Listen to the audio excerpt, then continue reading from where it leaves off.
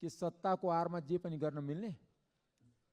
म सन्दर्भ सर्लाही क्षेत्र नम्बर 4 को बसबरिया गाउँपालिका 3 मा एउटा गिटी क्रसर छ। जम्मा विद्यालयको 50 मिटरको दूरी पर प्राथमिक विद्यालय बसबरिया 3 वडा नम्बर 3 मा। त्यसमा सैकड़ों बालबालिका पढ्छ। 1 देखि 5 सम्मको विद्यालय हो र गाउँ पनि त्यही छन्।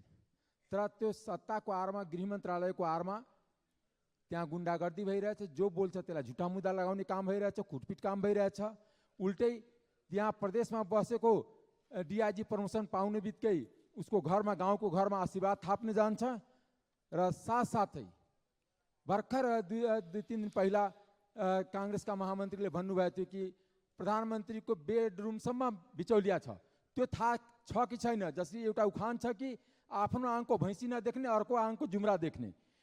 उहाँको बेडरुममा सर्वोच्च अदालतबाट भ्रष्टाचारमा सजाय पाइसकेका, कैद र जरिवाना दुईटी पाइसकेको उहाँको बेडरुममा छ। अहिलेसम्म नेपाली काङ्ग्रेस उसलाई हटाउन सकेका छैन, किनकि नेपाली काङ्ग्रेसलाई नियम र कानुन संविधानको पालना गर्न आउँदैन। र एउटा म के सभामुखजीलाई राख्न चाहन्छु, हिजै हामी प्रधानमन्त्रीलाई यो सर्लाहीको घटना लिएर 3 जना सर्लाहीका प्रतिनिधि सभाका सांसद, निर्वाचित सांसद, समानुपातिक निर्वाचित सांसद हामी प्रधानमन्त्रीलाई भेटेर ज्ञापन पत्र दिएका छौँ।